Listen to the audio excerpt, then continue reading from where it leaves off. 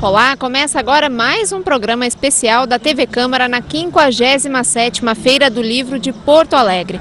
E o programa de hoje começa com uma homenagem a um dos grandes escritores do Rio Grande do Sul. Ciro Martins publicou, entre outras obras, a chamada Trilogia do Gaúcho a Pé, que inclui aí alguns clássicos da literatura rio-grandense. Mas Ciro Martins foi também psicanalista e desenvolveu um importante trabalho na área da pesquisa médica. E este livro que nós vamos apresentar hoje, que se chama As Perspectivas da Relação Médico-Paciente, uma edição comemorativa de 30 anos, é exatamente fruto desse trabalho do Ciro Martins, que tem um filho que está aqui conosco, Cláudio Meneghello Martins, também psicanalista, psiquiatra, seguiu os passos do pai aí e foi convidado para conversar com a gente sobre este livro, do qual ele é colaborador. Foi convidado pelo vereador Dr. Raul, que também tem aí um trabalho importante. Vereador, essa questão da pesquisa médica 30 anos depois, qual é a importância a gente falar sobre isso hoje e falar dessa perspectiva principalmente do ponto de vista da psicanálise? Para mim é um assunto extremamente importante e uma oportunidade única de poder levar assim, ao conhecimento de todos aqueles que nos assistem o que é efetivamente o trabalho em cima da relação médico-paciente. A relação médico-paciente ela é fundamental para o desenvolvimento da saúde e diria assim, mais do que da saúde, da integralidade até do ser humano.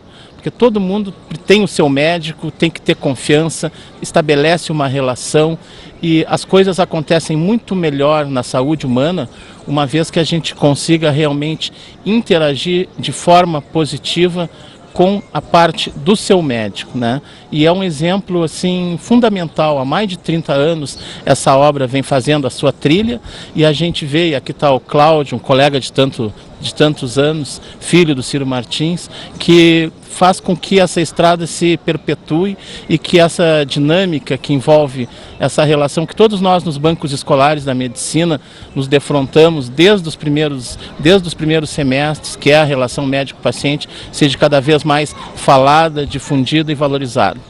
Pois é, o Cláudio, além de psiquiatra, é hoje também professor, né, na fundação da Escola Federal aqui. E há 30 anos atrás escreveu um capítulo exatamente sobre a relação dos estudantes de medicina com o paciente. 30 anos depois fizeste aqui uma releitura, né? Mas como é que está essa questão 30 anos depois?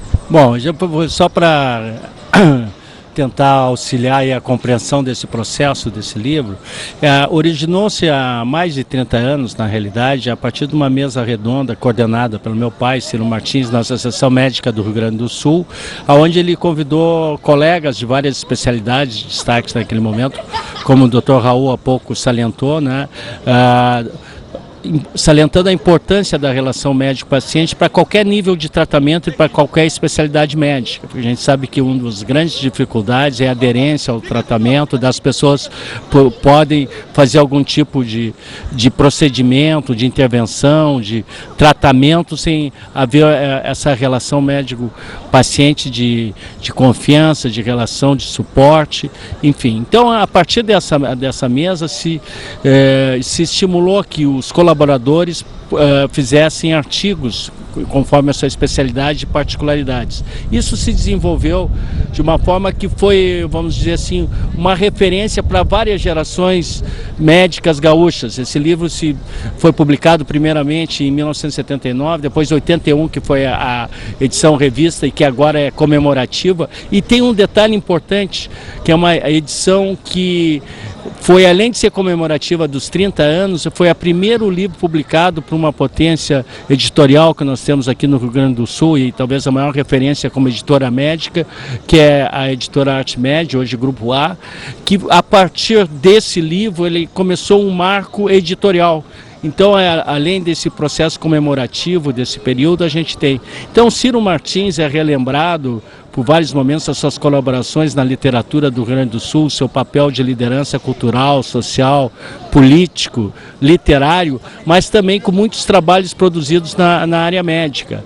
E esse livro ele propicia para que as novas gerações se familiarizem tanto com uma visão de 30 anos atrás e uma visão atualizada, já que os autores colaboradores ainda vivos, que são a maioria, felizmente, puderam fazer uma releitura ou uma atualização do seu ponto de vista na questão relação médico-paciente. Passado esses 30 anos, vamos dizer assim, houve muitos avanços tecnológicos na medicina, muitas formas de intervenção, mas a essência do processo relacional ela se mantém muito similar, porque a necessidade da relação interativa humana e o humanismo médico, ele é necessário para qualquer nível de atividade médica. Uma das coisas que tu cita no teu artigo original é que a crise da medicina está vinculada à deficiência do ensino médico. Depois eu quero saber como é que isso está hoje, mas eu quero antes perguntar aqui para o vereador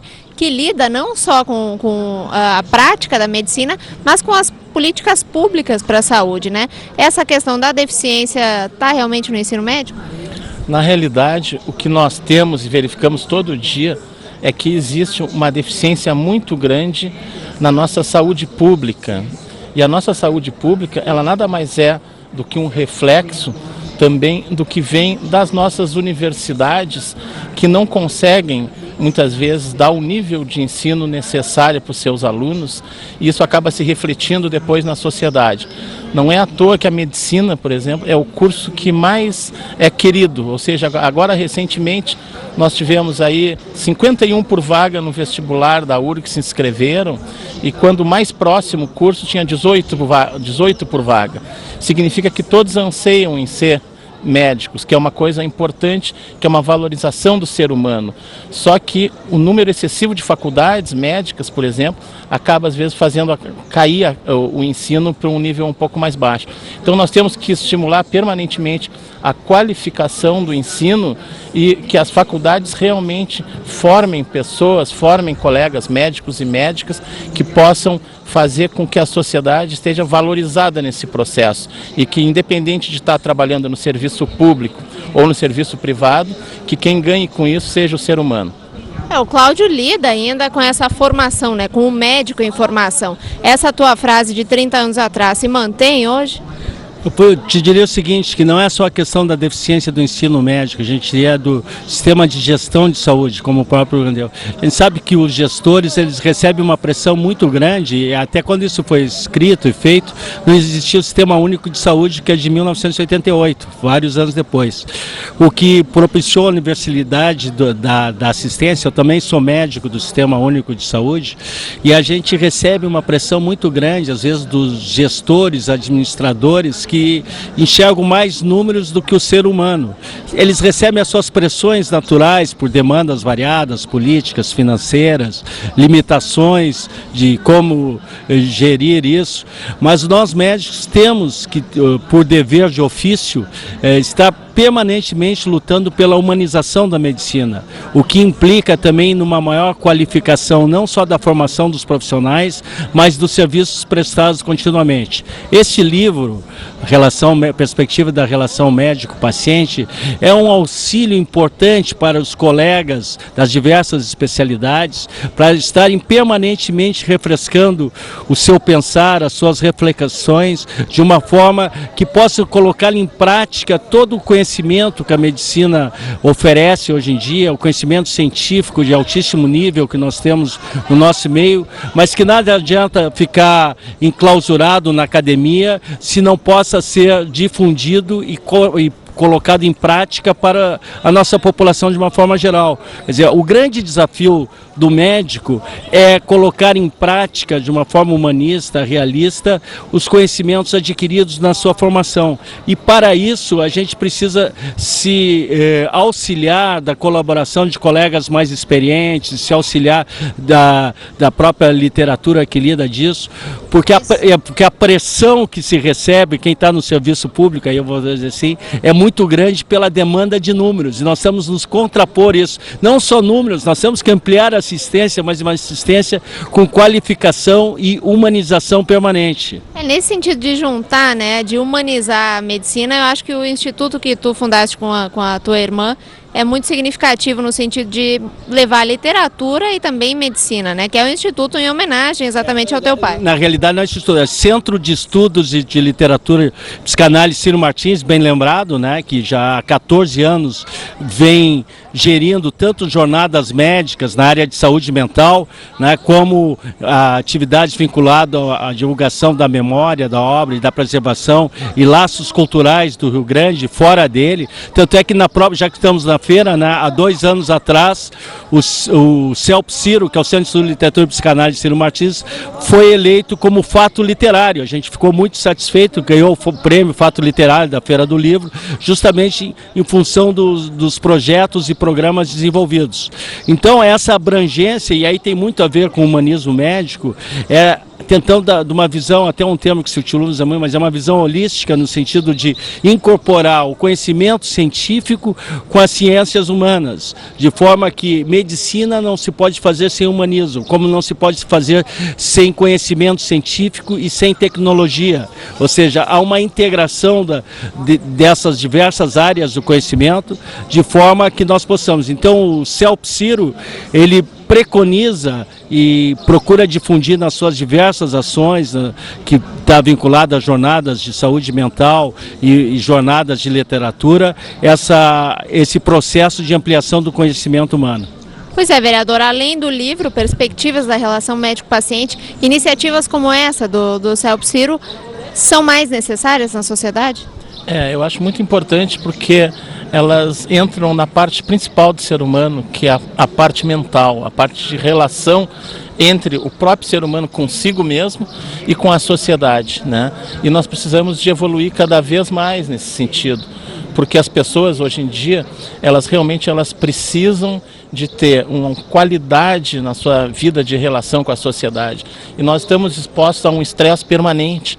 E esse estresse, trabalhos como esse que são feitos pelo Cláudio, pelo Ciro Martins, que tantos anos esteve conosco, ele só vem valorizar.